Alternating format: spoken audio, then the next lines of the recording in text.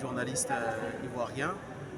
Jean-Louis Gasset, au cours de sa conférence de presse, a fait du Jean-Louis Gasset, toujours dans la sérénité, dans la sobriété et dans la continuité de tout ce qu'il a fait depuis qu'il est à la tête des éléphants de Côte d'Ivoire.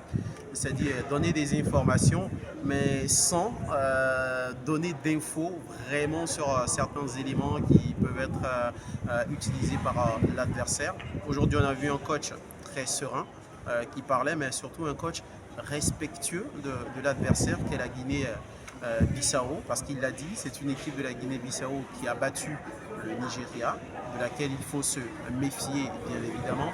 Mais la Côte d'Ivoire est la Côte d'Ivoire. La Côte d'Ivoire est une grande équipe, donc on va aborder ce match-là avec tous les éléments à notre disposition et on va tenter de remporter ce match. Quant à la pression qu'il y a entre lui, sur lui et ses joueurs, je pense qu'il a relativisé. Voilà, il y a de la pression, tout ça, mais le groupe il vit bien, le groupe gère bien.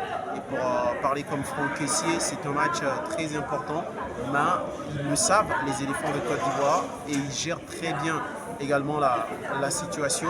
Et puis il a parlé de deux joueurs, c'est Sébastien Haller et Simon Adingra, qui ont été appelés dans cette équipe alors qu'ils avaient été annoncés blessés par leurs différents clubs.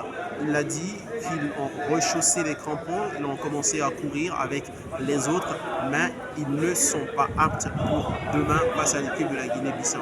C'est une information très importante.